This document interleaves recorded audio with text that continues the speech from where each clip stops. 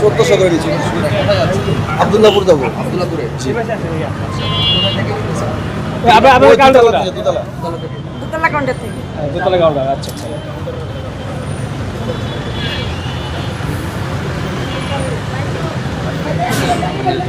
ঠিক আছে, টিকিট সব কিছু ঠিক আছে, ঠিক আছে।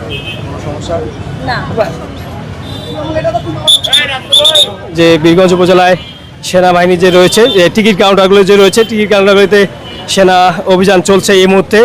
আমরা দেখার চেষ্টা করছি। এতে গরমিল আছে? না না না না না, কত টাকা করে নিয়েছেন টিকিট এবার?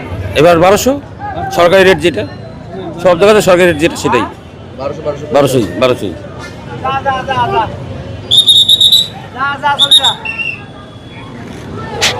একটা চার্ট টাঙানো থাকার কথা না?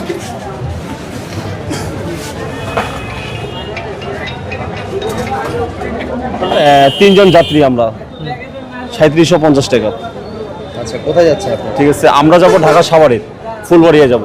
ফুলবাড়িয়া? জি, আমরা ঈদ ছাড়া স্বাভাবিকভাবে যাইতো আমরা 600 কিংবা 700 টাকা যাইতাম, কিন্তু ঈদের উপলক্ষে এরা 1500 1700 যে যেমন পারে আর কি, এরা এই ব্যবসা শুরু করে দেয়। এখন না, আপনারা পরবর্তীতে অ্যাকশন নিয়ে আমরা যাওয়া এটাই। যমুনা লাইন। কাউন্টার কোথায়? ঠিক আছে।